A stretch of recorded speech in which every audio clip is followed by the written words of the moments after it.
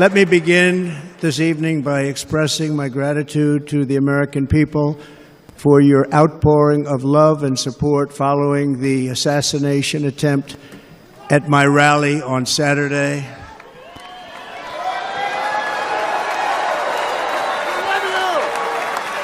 As you already know, the assassin's bullet came within a quarter of an inch of taking my life.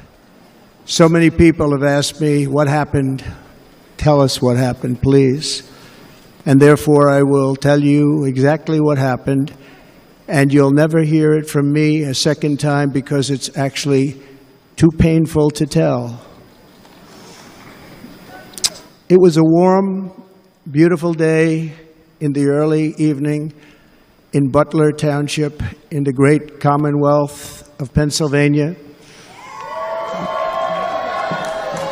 Music was loudly playing, and the campaign was doing really well. I went to the stage, and the crowd was cheering wildly. Everybody was happy. I began speaking very strongly, powerfully, and happily, because I was discussing the great job my administration did on immigration at the southern border. We were very proud of it.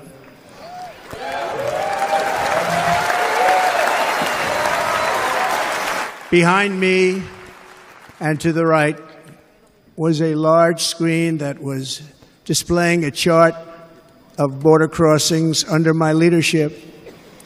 The numbers were absolutely amazing. In order to see the chart, I started to, like this, turn to my right and was ready to begin a little bit further turn, which I'm very lucky I didn't do, when I heard a loud whizzing sound and felt something hit me really, really hard on my right ear. I said to myself, wow, what was that? It can only be a bullet. And moved my right hand to my ear, brought it down. My hand was covered with blood, just absolutely blood all over the place.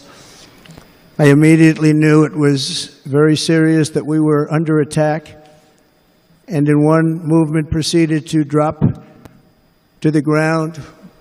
Bullets were continuing to fly as very brave Secret Service agents rushed to the stage, and they really did. They rushed to the stage.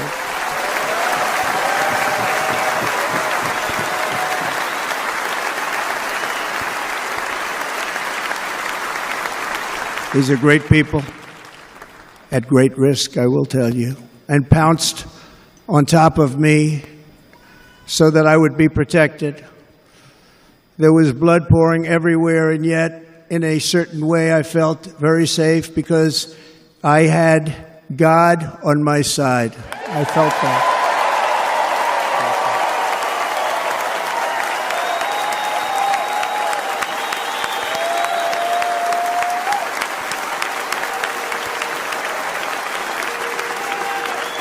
The amazing thing is that prior to the shot, if I had not moved my head at that very last instant, the assassin's bullet would have perfectly hit its mark, and I would not be here tonight. We would not be together.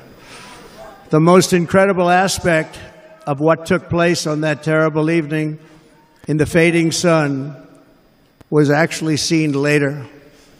In almost all cases, as you probably know, and when even a single bullet is fired, just a single bullet, and we had many bullets that were being fired, crowds run for the exits or stampede, but not in this case. It's very unusual.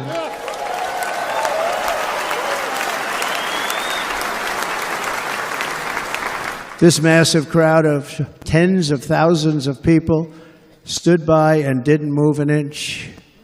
In fact, many of them bravely, but automatically stood up looking for where the sniper would be. They knew immediately it was a sniper. and then began pointing at him. You can see that if you look at the group behind me. That was just a small group compared to what was in front. Nobody ran, and by not stampeding, many lives were saved. But that isn't the reason that they didn't move. The reason is that they knew I was in very serious trouble. They saw it. They saw me go down. They saw the blood and thought, actually most did, that I was dead. They knew it was a shot to the head. They saw the blood. And there's an interesting statistic. The ears are the bloodiest part. If something happens with the ears, they bleed more than any other part of the body. For whatever reason, the doctors told me that. I said, why is there so much blood? He said, it's the ears. They bleed more. So we learned something, but they just, this beautiful crowd, they didn't want to leave me. They knew I was in trouble. They didn't want to leave me. And you can see that love written all over their faces. Incredible people. They're incredible people. Bullets were flying over us, yet I felt serene.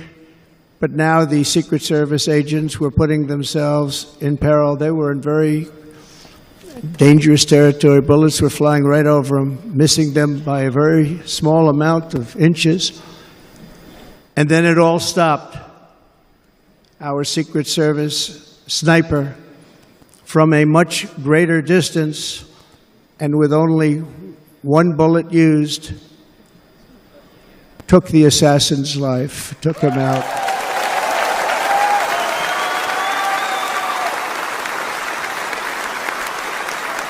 I'm not supposed to be here tonight. Not supposed to be here. No?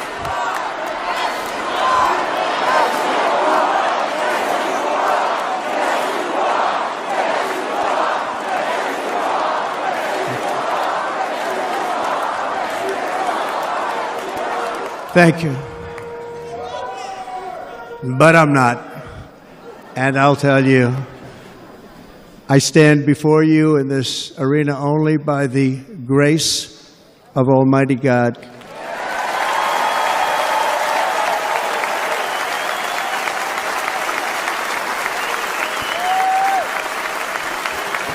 In watching the reports over the last few days, many people say it was a providential moment. Probably was. When I rose, surrounded by Secret Service, the crowd was confused because they thought I was dead, and there was great, great sorrow. I could see that on their faces as I looked out. They didn't know I was looking out. They thought it was over. But I could see it, and I wanted to do something to let them know I was okay. I raised my right arm, looked at the thousands and thousands of people that were breathlessly waiting, and started shouting, "Fight, fight, fight."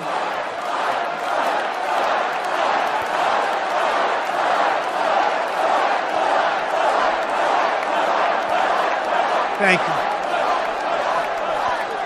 you. Once my clenched fist went up, and it was high into the air. You've all seen that. The crowd realized I was okay and roared with pride for our country like no crowd I have ever heard before. Never heard anything like it.